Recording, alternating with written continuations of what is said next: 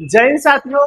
Study first के इस सीखने और मुस्कुराने वाली क्लास में आप सभी का स्वागत है। इस क्लास में हम इस सप्ताह में जितने महत्वपूर्ण घटनाएं घटित हुई है उन सभी को देखेंगे, जो कि हमारे एग्जाम की पॉइंट ऑफ व्यू से। दोस्तों, इस क्लास में हम जितने 12 जुलाई से लेकर 18 जुलाई के मध्य जितने महत्वपूर्ण घटनाएं घटित हुई है उनको हम क्वेश्चन की फॉर्मेट में चर्चा करेंगे। इसमें टोटल 50 क्वेश्चन की ये श्रृंखला होने वाली है, जो कि 50 के 50 क्वेश्चन एग्जाम की दृष्टि से महत्वपूर्ण होने वाले हैं। तो मेरे दोस्तों, आइए बिना देरी किए इस वीकली करंट अफेयर में को शुरू करते हैं। आइए देखते हैं कि इस वीकली करंट अफेयर का पहला क्वेश्चन क्या है। पहला क्वेश्चन क्या कहता है मेरे दोस्तों? कहता है कि इंग्लैंड के लॉर्ड्स क्रिकेट के मैदान पर टेस्ट क्रिकेट में शतक लगाने वाली, किसमें? टेस्ट क्रिकेट में शतक लगाने वाली मेरे दोस्तों, टेस्ट क्रिकेट में शतक लगाने वाली पहली महिला क्रिकेटर बनी। तो मेरे दोस्तों, पहली महिला क्रिकेटर बनती है, कौन है? ये यास्तिका भाटिया है। ऑप्शन सी इसका सही आंसर है। ये यास्तिका भाटिया यह है भारतीय क्रिकेट टीम की विकेट कीपर है। क्या है? विकेट कीपर है। इसको भी आप लोग नोट कर लीजिएगा, विकेट कीपर है। आते हैं अगले प्रश्न को देखते हैं कि हाल ही में किस राज्य ने हेली टूरिज्म और एयर टूरिज्म सर्विस योजना शुरू की? मेरे दोस्तों, हेली टूरिज्म और एयर टूरिज्म सर्विसेज योजना शुरू करने वाला है, यह बिहार है। यह है बिहार है मेरे दोस्तों। इसका मुख्य उद्देश्य क्या था?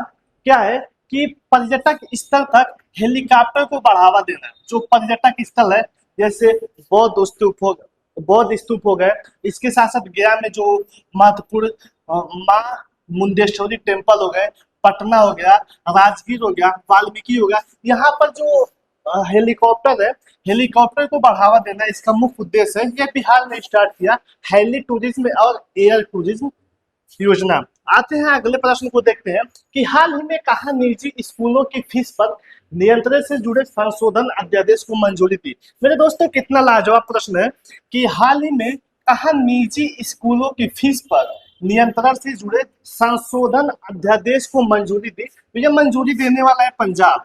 अब बात हो रही है पंजाब की, तो ये देखिए पंजाब का ये मैप है, ये रहा पंजाब का मैप, ये पंजाब का मैप है। अगर देखिए पंजाब की राजधानी है चंडीगढ़। पंजाब की राजकीय पशु है काला हिरण, राजकीय पक्षी है शिकारा और राजकीय वृक्ष है शीशम। इसी के साथ साथ पंजाब की अगर स्थापना की बात करें तो इसकी स्थापना होती है 1 नवंबर 1966 ईस्वी को। और यहाँ देखिए पंजाब के मुख्यमंत्री कौन है? भगवंत मान। राज्यपाल गुलाब चंद कटारिया। इसका गठन 1 नवंबर 1966 को होती है। उच्च न्यायालय इसका पंजाब और हरियाणा के मेरे दोस्तों उच्च न्यायालय कहाँ पे है? ये चंडीगढ़ में स्थित है। अब आते हैं अगले प्रश्न को देखते हैं। क्या कहता है कि हाल ही में सेंट्रल विस्टा क्षेत्र का नाम बदलकर क्या रखा गया है? ये मेरे दोस्तों मोस्ट इंपोर्टेंट प्रश्न है। इस पे आप लोग 100% लगा लीजिएगा, यह किसी न किसी एग्जाम में छपने वाला प्रश्न है। क्या कह रहा है कि हाल ही में सेंट्रल विस्टा क्षेत्र का नाम बदलकर क्या रखा गया है? तो मेरे दोस्तों, जो पीएम आवास है, क्या है? पीएम आवास। पीएम आवास के जो आसपास का एरिया है उसका पहले नाम था सेंट्रल विस्टा, लेकिन भारत सरकार ने इसका नाम बदल करके क्या कर दिया? कर्तव्य भवन कर दिया। इसका ऑप्शन सी सही है, ये रहा कर्तव्य भवन। ये देखिए कर्तव्य भवन। आते हैं अगले प्रश्न। नेक्स्ट क्वेश्चन है कि हाल ही में भारत की पहली हाइड्रोजन ट्रेन पीएम मोदी द्वारा कहाँ संचालित की गई है? ये भी बहुत ही लाजवाब प्रश्न है। 100% इसको भी लगा लीजिएगा, किसी न किसी एग्जाम में छपने वाला है। ये कह रहा है कि भारत की पहली हाइड्रोजन ट्रेन जिसकी शुरुआत प्रधानमंत्री ने अभी हाल ही में की है, इसकी शुरुआत कहाँ हुआ है? यह हरियाणा में किया गया है। यह हरियाणा में किया गया है। ये हाइड्रोजन से मेरे दोस्तों चलने वाली है। अब बात है हरियाणा की, तो ये कहाँ से कहाँ तक चलने वाली है? यह जिंद रेलवे स्टेशन से कहाँ पे? Sonipat railway station. Sonipat railway station के बीच चलने वाली है। और इसका टोटल डिस्टेंस मेरे दोस्तों एग्जाम में पूछ सकता है, 89 किलोमीटर यह डिस्टेंस तय करने वाली है। 89 किलोमीटर यह डिस्टेंस तय करने वाली है।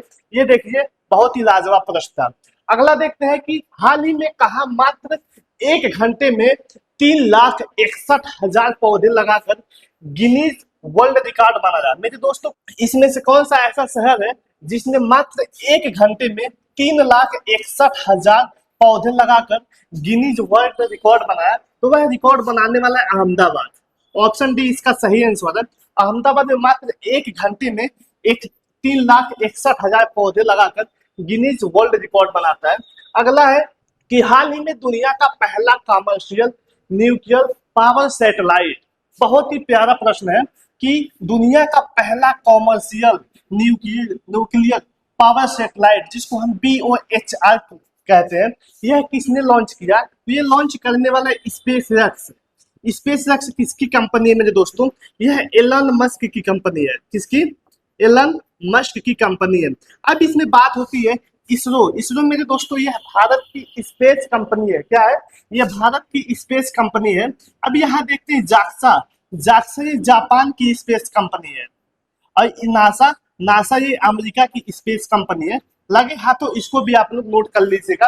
ये देखिए स्पेसएक्स पहला कॉमर्शियल न्यूक्लियर पावर सैटेलाइट बना रहा है जो कि एग्जाम की दृष्टि से महत्वपूर्ण है, जो कि एग्जाम की पॉइंट ऑफ व्यू से महत्वपूर्ण है।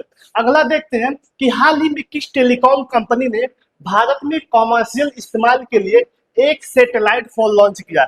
मेरे दोस्तों कॉमर्शियल इस्तेमाल के लिए कौन सी ऐसी कंपनी है जिसने एक सैटेलाइट फोन लॉन्च किया? इसमें कोई रिचार्ज नहीं कराया जाएगा, ये सैटेलाइट के थ्रू इसका कनेक्शन मिलता रहेगा। तो ये है BSNL। BSNL के बारे में आप लोग नाम सुने होंगे। ये BSNL कंपनी है जिसने भारत में कमर्शियल इस्तेमाल के लिए एक सैटेलाइट फोन लॉन्च किया है। ऑप्शन सी इसका सही आंसर है। मैं सभी को बताता चलूं, अगर इस पूरे जो वीकली करंट अफेयर का अगर आपको PDF चाहिए तो आप स्टडी फर्स्ट के टेलीग्राम चैनल पे जुड़ करके, स्टडी फर्स्ट के टेलीग्राम चैनल से जुड़ करके वहां से इसका PDF प्राप्त कर सकते हैं। वहां से इसका PDF प्राप्त कर सकते हैं। मेरे दोस्तों अगर किसी भी स्टूडेंट को, किसी भी कैंडिडेट को स्टडी फर्स्ट के टेलीग्राम चैनल का लिंक चाहिए तो वह इस वीडियो के डिस्क्रिप्शन बॉक्स में आप सभी का उसका लिंक मिल जाएगा। वहां से इन सभी महत्वपूर्ण प्रश्नों को आप लोग डाउनलोड कर सकते हैं। अब आगे देखते हैं अगला प्रश्न क्या कहता है कि आनंद सिंह जी ने एशियाई अंडर 23 एथलीट्स चैंपियनशिप में वह कौन सा पदक जीता? मेरे दोस्तों ये है आनंद सिंह। इन्होंने क्या किया? इन्होंने एशियाई अंडर 23 में का कौन सा ये स्वर्ण पदक जीतने। स्वर्ण पदक कैसे जीते? इन्होंने, इनका संबंध है भाला फेंक से। किससे? भाला फेंक से इनका संबंध है और इन्होंने 80.57 मीटर भाले फेंका और वहां से इन्होंने स्वर्ण पदक जीता। एग्जाम में पूछता है कि बताइए जो आनंद सिंह है उन्होंने कितने मीटर दूर भाला फेंका था? वह 80.57 मीटर ये भाला फेंके थे। अब आगे आते हैं the voice of justice. Justice Gavai speaks का विमोचन किसने किया? बहुत ही प्यारा प्रश्न है कि the voice of justice, justice Gavai का विमोचन किसने किया? तो यह है हमारे भारत के जो वाइस प्रेसिडेंट हैं जिनका नाम है CP राधाकृष्णन जी। इन्होंने इस पुस्तक का विमोचन किया। अगला देखते हैं कि भारत की मेजबानी में बरानी ब्रिक्स श्रम मंत्रियों की बैठक कहाँ हुई? मेरे दोस्तों यहाँ दो प्रश्न बन सकते हैं। एक प्रश्न बन सकता है कि बताइए ब्रिक्स की जो बैठक हुई वह कहाँ हुई? तो मेरे दोस्तों ब्रिक्स की बैठक जो हुई है वह नई दिल्ली में हुई है। वह कहाँ पे? नई दिल्ली में हुई है। और अगर पूछे श्रम मंत्रियों की बैठक कहाँ हुई तो मेरे दोस्तों श्रम मंत्रियों की बैठक होती है हैदराबाद। ऑप्शन बी इसका सही आंसर है। आगे देखते हैं कि हाल ही में देश का पहला सेवा उत्पादन सूचकांक जिसको कहते हैं ISP किसने जारी की? मेरे दोस्तों जैसा कि आप सभी को पता है कि हमारे भारत का जो GDP है वह GDP लगभग जो GDP है यह पूरी तरीके से सेवा पे आधारित होती है। लगभग 50% से ऊपर जो GDP है वह सेवा पे आधारित होती है। तो पहला सेवा उत्पादन सूचकांक ISP किसने जारी किया? तो ये जारी करने वाला है सांख्यिकी और कार्यक्रम कार्यान्वयन मंत्रालय के द्वारा। यह पहला सेवा उत्पाद जारी किया। यह एग्जाम में आ सकता है, एग्जाम में छपने वाला प्रश्न हो सकता है। आगे देखते हैं कि 31वां दिव्य कला मेला कहाँ आयोजित किया गया। 31वां दिव्य कला मेले का आयोजन मेरे दोस्तों यह किया जाता है कहाँ पे, कोलकाता में। इस दिव्य कला में मेले का संबंध किससे है मेरे दोस्तों, दिव्य मतलब होता है दिव्यांग, दिव्यांग व्यक्तियों के लिए रोजगार मुहैया करवाना, इसी के साथ साथ उनसे संबंधित जो भी महत्वपूर्ण चीजें हो सकती है, जैसे कि उनको व्हील चेयर प्रोवाइड कराना, तो इसीलिए यह मेले का आयोजन होता है। यह 31वां दिव्य कला मेला है जो कि कहाँ आयोजित किया गया, जो कि कोलकाता में इसका आयोजन किया जाता है। अगला देखते हैं कि अंतरिक्ष अन्वेषण गैलरी का उद्घाटन कहाँ किया गया। जो मेरे दोस्तों अंतरिक्ष अन्वेषण गैलरी का उद्घाटन किया जाता है कहाँ पे, भोपाल में। ऑप्शन सी इसका सही आंसर है। सारे के सारे प्रश्न मेरे दोस्तों एग्जाम में छपने वाले हैं। अगर आप एसएससी, बैंक, रेलवे, खासकर यूपी टेट की तैयारी कर, सुपर टेट की तैयारी कर रहे हैं, तो इस प्रश्न श्रृंखला से जुड़ना ना भूलें मेरे दोस्तों। ये सारे के सारे प्रश्न एग्जाम में छपने वाले प्रश्न है। निश्चित रूप से प्रश्न यहीं से आएंगे, बस भटकिए ना, शिद्दत के साथ मेहनत कीजिए, सिलेक्शन तो लेके रहेंगे। आइए अगले प्रश्न को देखते हैं कि किस राज्य के ऊझा सौंफ को जीआई टैग मिला। मेरे दोस्तों ऊझा सौंफ जो कि ये गुजरात की है, इसको जीआई टैग मिलता है। अब जीआई टैग की बात हो रही है तो यहाँ लिख सकते हैं हम थोड़ा जीके का प्रश्न कि जीआई टैग यह कब का एक्ट है मेरे दोस्तों, यह एक्ट है 1999 का ये एक्ट है। इसको लागू कब किया गया, इसको लागू किया जाता है 2003 में।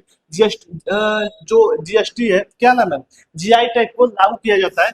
फिर 2004 ईस्वी में दार्जिलिंग की चाय को, दार्जिलिंग की चाय को पहली बार जीआई टैग मिला, जो कि कहाँ पे स्थित है, असम में। लगे हाथों इसको भी आप लोग बॉक्स बना के लिख लीजिएगा।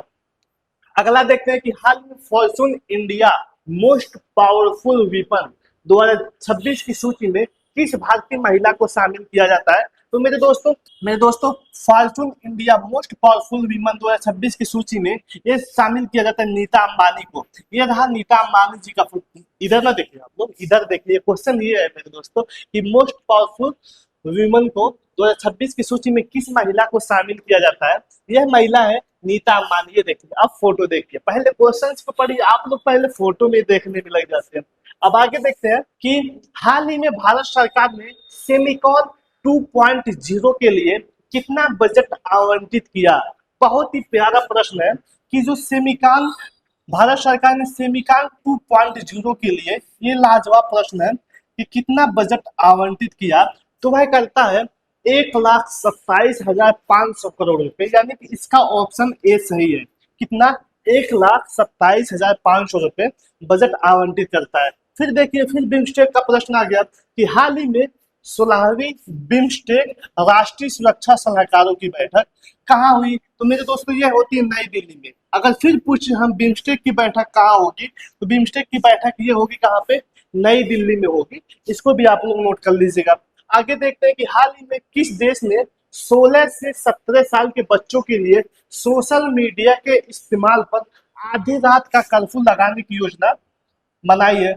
आधी रात की कर्फ्यू लगाने की योजना बनाई है, इसको इंपॉर्टेंट लिख लीजिएगा कि हाल ही में किस देश ने 16 से 17 साल के बच्चों के लिए सोशल मीडिया के इस्तेमाल पर आधी रात को कर्फ्यू लगाने की योजना बनाई है। तो ये है कौन सा देश है, ये देश हो जाता है ब्रिटेन। अब बात हो रही है सोशल मीडिया के बारे में, तो मेरे दोस्तों एक प्रश्न आप लोग यहाँ लिख लीजिएगा कि 15 साल से कम बच्चों के लिए, 15 साल से कम बच्चों के लिए सोशल मीडिया पर किसने प्रतिबंध लगाया।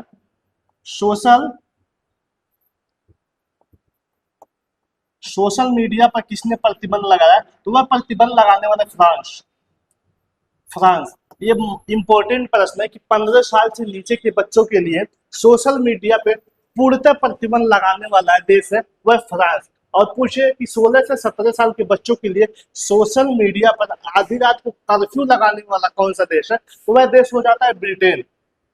आगे देखते हैं कि सुप्रीम कोर्ट ने सीबीएसई की तीसरी भाषा को किस कक्षा के लिए शुरू करने का सुझाव दिया। तो मेरे दोस्तों जो सीबीएसई है यह तीसरी भाषा को किस कक्षा से शुरू करने का सुझाव दिया, तो वह 5वीं से 6वीं कक्षा के लिए यह सुझाव देता है। अब बात हो रही है सीबीएसई की, तो सीबीएसई की स्थापना मेरे दोस्तों 1962 में इसकी स्थापना होती है और इसका हेड क्वार्टर मेरे दोस्तों कहाँ पे स्थित है, नई दिल्ली में इसका मुख्यालय स्थित है। नई दिल्ली में इसका मुख्यालय स्थित है। अगला प्रश्न देखते हैं कि हाल ही में भगवान जगन्नाथ की विश्व प्रसिद्ध यात्रा का शुभारंभ हुआ, यानी कि कह रहा है कि जगन्नाथ यात्रा या विश्व प्रसिद्ध यात्रा का शुभारंभ कहाँ से होता है। तो मेरे दोस्तों आप लोग इसको ध्यान दीजिएगा कि यह उड़ीसा के पुरी से यह स्टार्ट होता है। यह उड़ीसा के पुरी से स्टार्ट होता है। यह 9 दिनों की यात्रा का ये 9 दिनों की यात्रा इसमें रहती है। अब आते हैं कोणार्क। कोणार्क की एग्जाम की दृष्टि से महत्वपूर्ण प्रश्न है कि सूर्य मंदिर कहाँ पे स्थित है। सूर्य मंदिर मेरे दोस्तों कोणार्क में स्थित है, लगे हाथों, इसको भी आप लोग नोट कर लीजिएगा। केंद्रीय मंत्री ने मोबाइल फोन मैन्युफैक्चरिंग स्कीम के लिए कितना बजट आवंटित किया। तो मेरे दोस्तों केंद्रीय मंत्री की बात कर रही है कि मोबाइल फोन मैन्युफैक्चरिंग स्कीम के लिए कितना बजट आवंटित किया, तो यह 62,500 करोड़ रुपए ये आवंटित करता है। इसका मतलब क्या होता है कि जैसे कि हमें पता है कि हमारे जो देश में जो मोबाइल का इंपोर्ट होता है, सबसे ज्यादा मोबाइल का इंपोर्ट होता है, मोबाइल का, और बाहर से होता है। तो ये कहते हैं कि इसलिए बनाया गया क्योंकि मोबाइल का मैन्युफैक्चरिंग ज्यादा भारत में ही हो, जिससे हमारी जीडीपी ग्रोथ होगी, इसीलिए ये स्कीम को बनाया जाता है। अब आगे देखते हैं कि भारतीय नौसेना की ऑपरेशन सदर रेडीनेस 26.2 कहाँ आयोजित होगा। बहुत ही अच्छा प्रश्न है कि भारतीय सेना की ऑपरेशन सदर्न रेडीनेस यह कहाँ आयोजित किया गया है। तो मेरे दोस्तों यह कोच्चि केरल में आयोजित किया गया है। इसका उद्देश्य क्या है कि समुद्री प्रशिक्षण देना, समुद्री प्रशिक्षण, समुद्री सेना के लिए प्रशिक्षण देना, ये इसका मुख्य उद्देश्य होने वाला है। अगला देखते हैं कि यूक्रेन के नए पीएम कौन बने हैं। तो मेरे दोस्तों अभी यूक्रेन और रसिया की मध्य हम जानते हैं कि बहुत ही भयंकर तरीके से युद्ध चल रहा था, और उसी बीच यूक्रेन के मध्य चुनाव होता है और यूक्रेन के नए पीएम बनते हैं जिनका नाम है सही कुरोत्सकोवा। सही कुरोत्सकोवा अभी यूक्रेन के नए पीएम बनते हैं। जेलेंस्की कौन है, यूक्रेन के मेरे दोस्तों प्रेसिडेंट है, राष्ट्रपति जी हैं जेलेंस्की, जिनका नाम आप लोगों ने सुना होगा। अगला देखते हैं कि किस राज्य ने कौशल विकास प्रणाली को डिजिटलाइज करने के लिए कौशल सेतु कौशल सारथी पोर्टल लॉन्च किया। मेरे दोस्तों कौशल सेतु और कौशल सारथी पोर्टल लॉन्च करने वाला है कौन सा, यह उत्तर प्रदेश ने अपने कौशल विकास प्रणाली को डिजिटलाइज करने के लिए यह प्रणाली की शुरुआत करती है। अगला देखते हैं कि हाल ही में किस देश ने जबरन श्रम यानी कि फोर्स्ड लेबर से बने उत्पादों के आयात पर पूर्णतः प्रतिबंध लगा दिया। किस पे, फोर्स लेबर से बने उत्पादों के आयात पर पूर्णतः प्रतिबंध किसने लगाया। तो मेरे दोस्तों ये लगाने वाला है हमारा भारत। कौन सा, ये भारत लगाने वाला है। नेक्स्ट देखते हैं कि हाल ही में राष्ट्रपति द्रौपदी मुर्मू ने सौ श्रुतम का उद्घाटन कहाँ किया, 100 श्रुतम 2026 का उद्घाटन कहाँ किया। तो ये करने वाली है कहाँ पे, नई दिल्ली में। इसका मेन उद्देश्य क्या है कि स्वास्थ्य सेवा को बढ़ावा देना इसका मुख्य उद्देश्य है, और ये इम्पोर्टेंट प्रश्न भी है, इसको भी आप लोग देखिएगा। अगला है कि हाल ही में कौन से पूर्व RBI governor US federal reserve task force में नियुक्त हुए। मेरे दोस्तों कौन से ऐसे हमारे पूर्व आरबीआई के गवर्नर हैं जिन्होंने US federation reserve task force में शामिल हुए। तो उनका नाम है रघुराम राजन। ये रही रघुराम राजन जी का फोटो। ये नाम तो आप लोग सुने सुने लग रहे होंगे, ये है रघुराम राजन, ये नाम आप लोग सुने होंगे। तो ये है आरबीआई के मेरे दोस्तों, आरबीआई के 23वें नंबर के जो गवर्नर थे वह थे रघुराम राजन। शक्तिकांत दास ये 25वें नंबर के थे, और अभी रिसेंट में 26वें नंबर के चल रहे हैं। आरबीआई के 26वें नंबर के जो गवर्नर है वह कौन है, वह है संजय मल्होत्रा। संजय मल्होत्रा जी हैं, आरबीआई के 26वें नंबर के गवर्नर। ये भी आप लोग ध्यान दीजिएगा। अगला है कि हाल ही में भारत और श्रीलंका के रक्षा अधिकारियों के बीच एक अहम बैठक कहाँ हुई? तो मेरे दोस्तों, भारत और श्रीलंका के मध्य, किसके किसके मध्य? भारत और श्रीलंका के मध्य रक्षा अधिकारियों के बीच एक बैठक होती है। यह बैठक आयोजित की जाती है नई दिल्ली में। ऑप्शन ए इसका सही आंसर है। अगला है कि भारत ने 56 इंटरनेशनल फिजिक्स ओलंपियाड में कितने पदक जीते? भारत ने 56वें इंटरनेशनल फिजिक्स ओलंपियाड 2026 में कितने पदक जीते हैं? तो मेरे दोस्तों, इसमें भारत ने टोटल 5 गोल्ड मेडल जीते हैं। 5 गोल्ड मेडल जीते हैं, इसको भी आप लोग नोट कर लीजिएगा। अगला देखते हैं कि साइबर क्राइम पर लगाम लगाने के लिए ऑपरेशन सी वाई वज्र, ऑपरेशन सी वाई वज्र किसने लॉन्च किया? तो ये लॉन्च करने वाला है उत्तर प्रदेश। साइबर क्राइम पर हम देखते हैं कि आए दिन हमारे उत्तर प्रदेश में साइबर क्राइम होते हैं। उसी साइबर क्राइम को रोकने के लिए हमारे उत्तर प्रदेश सरकार ने ऑपरेशन सी वाई वज्र लॉन्च किया। अब बात यहाँ से एक प्रश्न और बन सकता है कि साइबर हेल्पलाइन नंबर क्या होता है? साइबर हेल्पलाइन नंबर क्या होता है? तो ये होता है 1930। इसको भी आप लोग लगे हाथों नोट कर लीजिएगा। आगे देखते हैं कि चीन ने किस क्षेत्र या सागर पर दावे को यूएसए और यूके सहित 14 देशों ने दावे को खारिज कर दिया। चीन के किस क्षेत्र या सागर पर? तो क्या कहता है कि चीन के किस क्षेत्र या सागर पर दावे को अमेरिका और ब्रिटेन सहित 14 देशों ने ये खारिज कर दिया। तो मेरे दोस्तों, ये देख रहे हैं, ये चाइना है। चाइना के पास ये जो दिख रहे हैं, ये इसको कहते हैं 9 डैश लाइन। इसको कहते हैं 9 डैश लाइन। और चाइना क्या कहता है, पहले इसको समझिएगा। 2016 में समुद्री एक कानून लाता है। चाइना समुद्री कानून लाता है, और इस कानून में क्या कहता है? चाइना कहता है कि ये 9 डैश लाइन में जितने भी क्षेत्र आते हैं, ये सारे के सारे हमारे कब्जे में है। लेकिन यहाँ पे बहुत सारे देशों ने इसका विरोध किया। फिर 2026 में क्या करता है?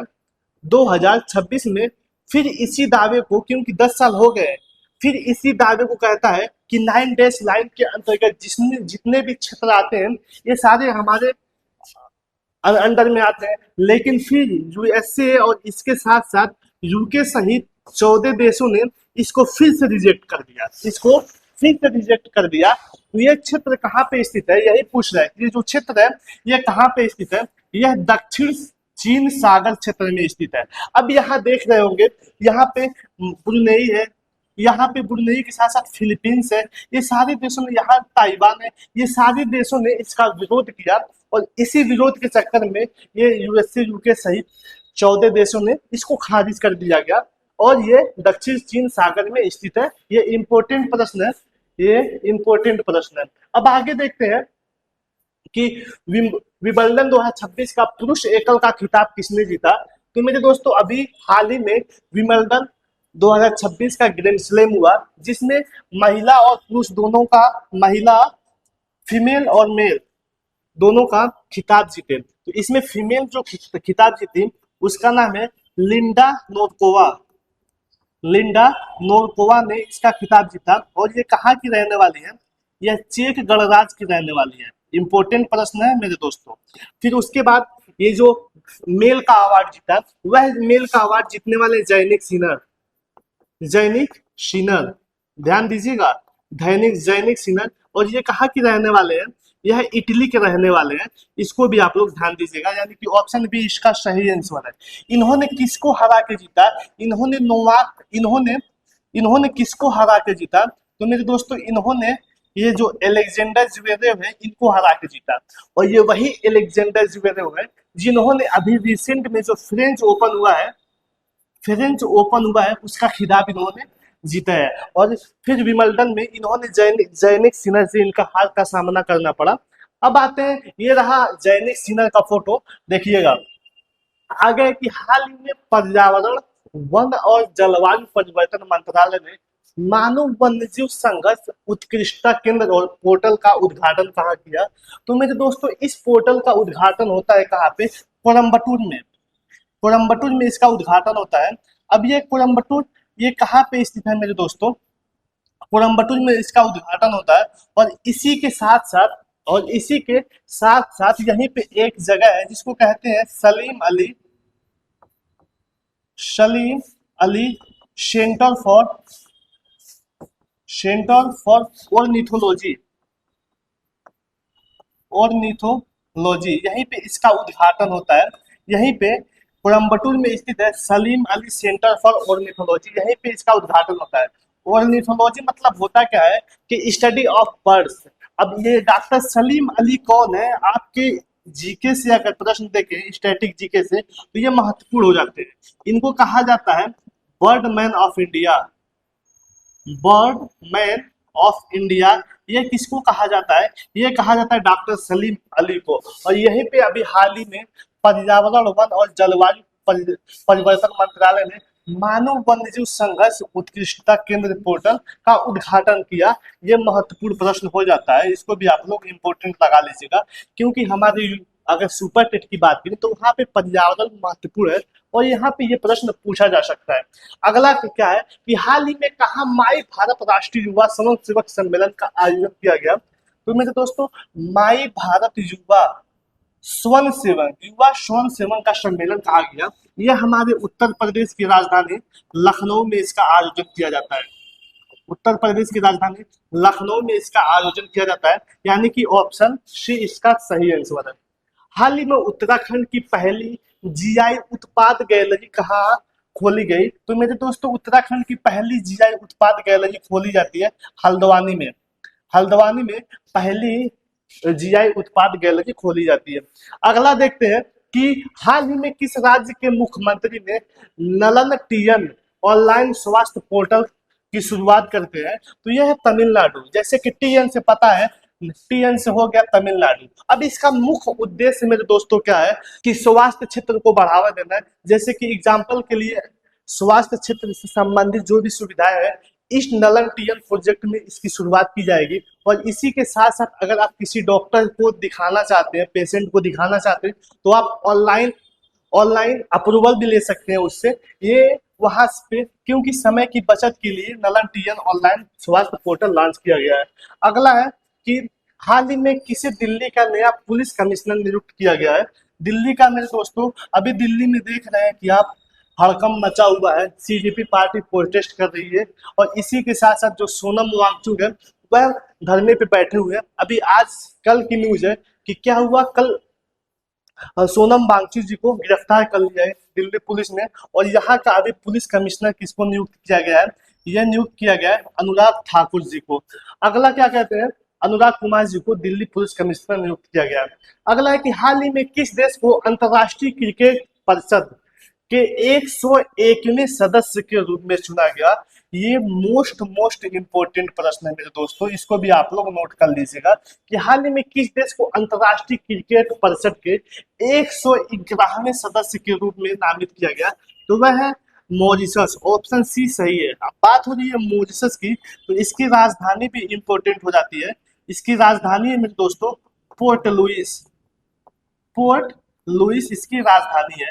अब आगे देखते हैं, हाल ही में भारतीय स्थिति की सम्मेलन का दूसरा संस्करण कहाँ हुआ। यह होता है सोनीपत। अभी सोनीपत की चर्चा हुई है क्योंकि जिंद से सोनीपत के बीच क्या चला गया, हाइड्रोजन ट्रेन चला। हाइड्रोजन ट्रेन चलता है कहाँ से, जिंद से सोनीपत। 89 किलोमीटर इसकी डिस्टेंस है। और अभी भारतीय स्थिति के सम्मेलन का दूसरा संस्करण का आयोजन कहाँ होता है, यह होता है सोनीपत में। अगला है कि हाल ही में एचडीएफसी बैंक का अंशकालिक अध्यक्ष किसको नियुक्त किया गया। मेरे दोस्तों एचडीएफसी बैंक का अंशकालिक अध्यक्ष किसको नियुक्त किया जाता है, यह राजीव कुमार को। ये राजीव कुमार मेरे दोस्तों कौन है, यह राजीव कुमार है चुनाव आयुक्त। ये पहले चुनाव आयुक्त थे, इनका चुनाव आयुक्त थे पहले, इनको भी आप लोग ध्यान दीजिएगा। अभी इनको एचडीएफसी बैंक का अंशकालिक अध्यक्ष नियुक्त किया गया है। अगला क्या है कि हाल ही में किस देश की संसद ने गंभीर रूप से बीमार वयस्कों के लिए इच्छा मृत्यु का कानूनी अधिकार देने का ऐतिहासिक विधेयक पारित किया। ये मेरे दोस्तों बहुत ही लाजवाब प्रश्न है कि अगर किसी व्यक्ति को अगर गंभीर बीमारी हो, अगर वह अपने तरफ से उसको मरने का इच्छा उसको हो, तो वह फ्रांस की संसद में इस कानूनी अधिकार पारित किया कि वह अपने स्वेच्छा से वह मर सकता है या मृत हो सकता है। फ्रांस ने यह विधेयक पारित किया। ये इम्पोर्टेंट प्रश्न है। अगला कि हाल ही में आईसीसी गवर्नेंस रिव्यू कमेटी का अध्यक्ष किसको नियुक्त किया गया? तो मेरे दोस्तों, आईसीसी गवर्नेंस रिव्यू कमेटी का जो अध्यक्ष है यह देवजीत सेकिया को नियुक्त किया गया। किसको? देवजीत सेकिया जी को नियुक्त किया गया। अगला है कि किस राज्य में रामायण माह का शुभारंभ हुआ, यानी कि रामायण मंथ की शुरुआत कहाँ से होती है? यह किया है केरल सरकार ने। यह है केरल सरकार ने किया है। मेरे दोस्तों, ये रहा आपका वीकली करंट अफेयर का महत्वपूर्ण प्रश्न, जो कि 12 जुलाई से 18 जुलाई के मध्य घटित हुए हैं, जो आपके एग्जाम की दृष्टि से बहुत ही महत्वपूर्ण साबित होने वाले हैं। बस इसी तरीके से आपको हर संडे को वीकली करंट अफेयर का प्रश्न जो एग्जाम की दृष्टि से महत्वपूर्ण होगा वह आप लोगों के समक्ष स्टडी फर्स्ट के द्वारा लाया जाएगा। बस आप लोग स्टडी फर्स्ट से जुड़े, प्यार बनाएं, बिल्कुल निश्चित रूप से बिंदास होकर आप क्लास लेते रहिए, और एक भी प्रश्न आपको इससे बाहर नहीं देखने को मिलेगा करंट अफेयर से। तो मेरे दोस्तों, क्लास कैसा लगा आप लोग कमेंट बॉक्स में जरूर बताइएगा। ऐसे ही प्यार देने के लिए आप सभी का तहे दिल से शुक्रिया। मिलते हैं अगले वीडियो में, तब तक के लिए धन्यवाद। ओके, जय हिंद।